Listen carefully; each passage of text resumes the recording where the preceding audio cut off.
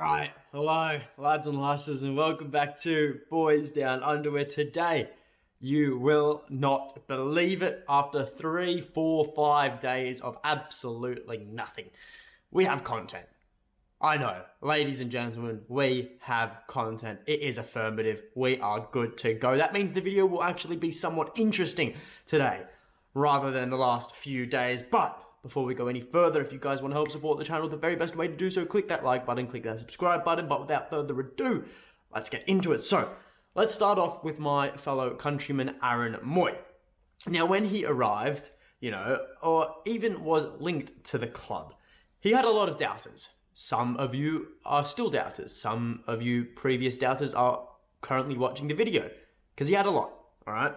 Now, naturally, I didn't doubt him. Now, was that because of the Australian bias? Yes, just a little bit. But I still thought it was a great signing for depth, and for cheap as well. Free transfer, love to see it. Now, since then, Mooy started off very slowly, trying to get back to full fitness, full sharpness. Then he got his first start in our cup fixture versus Ross County, and he smashed it. He did great. People were very happy with him. He kept coming off the bench. We get to the St Mirren game, he starts, he played poorly, had a stinker. So did everyone, but he did have a stinker. And that's the story of Aaron's Celtic career so far. But how did we get to this point? Because, there was a lot of links last season to Aaron to come to Celtic, mainly because of Ange being our manager.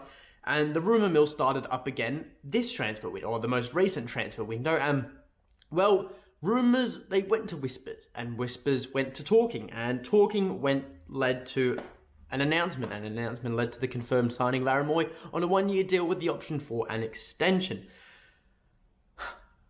Speaking very fast, but here's the thing. People still want to know why Ange brought Aaron in and not someone a lot younger, because it really doesn't fit the mould of an Ange type of signing.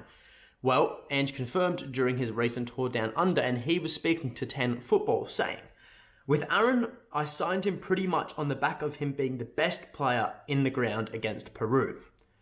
He hadn't played for ages before that. I've always known he's a great player. I've worked with him. I just felt he still has plenty in him. And since he's been with us, he has built up his fitness and he's going really well." So that is why, ladies and gentlemen, that performance against Peru. Now, it was a tremendous, fantastic performance. There is no doubt about that. I spoke very highly about that on this channel when the links first emerged. If any of you guys remember, I can't quote myself specifically, but I do remember saying things around the lines of he was one of arguably the best on the pitch last night. He was a decisive factor as to why Australia qualified. He also took a very cool penalty in the penalty shootout. So, ironically, right, here's the funny part. I was actually speaking to my mates last night about Aaron Mooy on a good old PS4 party chat. And I had to admit, he asked me how is he going. I had to admit, he's slower than he was. He used to be much sharper, much more agile. He's lost a lot of that. That is understandable with age. But hence, his role isn't to change the game. His role is to pretty much slow the game down when he is needed to. If Celtic are 2 to 3 goals to the good, he is usually brought on to provide a different dynamic. Now, he isn't the match winner, and he's never going to be the player you bring on for a match winner, although Ange has tended to bring him on at some of those times. Shakhtar Donetsk. Oh, that was a bad one. Anyways, regardless, Aaron Mooy, he is Mr. Reliable, and I'm sure he'll continue to play as Mr. Reliable. I don't see there's anything wrong with him. A lot of people like to compare him to James McCarthy. I think that is very harsh on Aaron. I don't really think you could compare anyone to James McCarthy right now. Maybe a Smile of Sorrow if you added 10 years onto him. Anyways, moving on, injury talk. Yes, 3 of the last 4 of my videos have spoken about injuries. I know you guys are sick of it, but every day it seems we have a fresh new update, And yesterday it was about GG and how he is in doubt for Celtics match this weekend.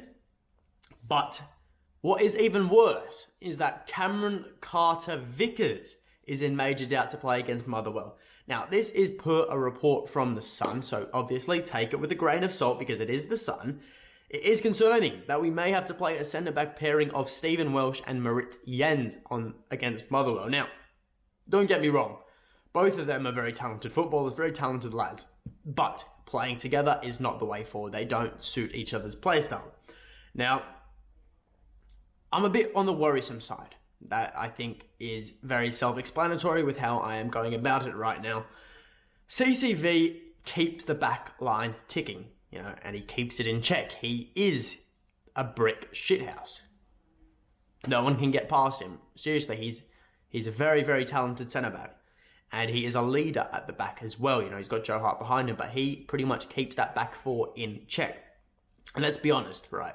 While, we did concede with our only 2 shots on target, with their only 2 shots on target against St. Mirren, which is on turn, I guess the first goal was probably on Stephen Welsh and Anthony Ralston. They weren't communicating at the back post. And the second goal was just absolutely shambolic from a long throw-in.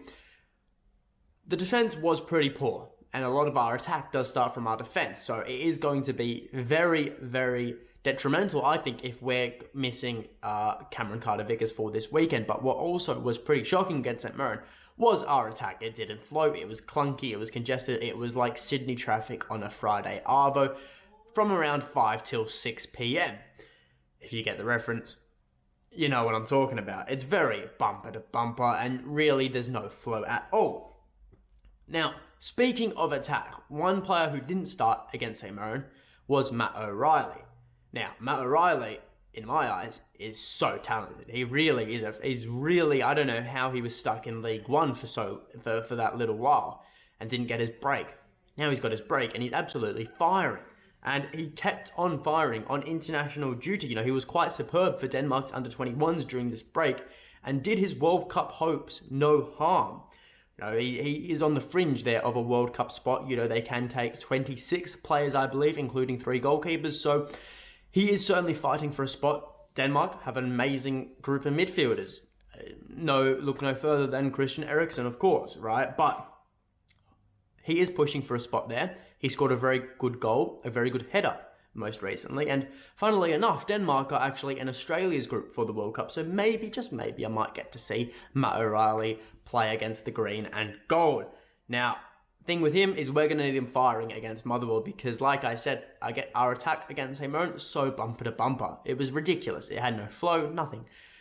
On turn, it starts in the midfield. Well, it starts at the defence, but really, if the midfield doesn't control the game, there is no way through. And, well, Matt O'Riley didn't start. Once he came on, things clicked a little bit more, but still, St. Mirren, they just bullied us. They punished us. It is what it is.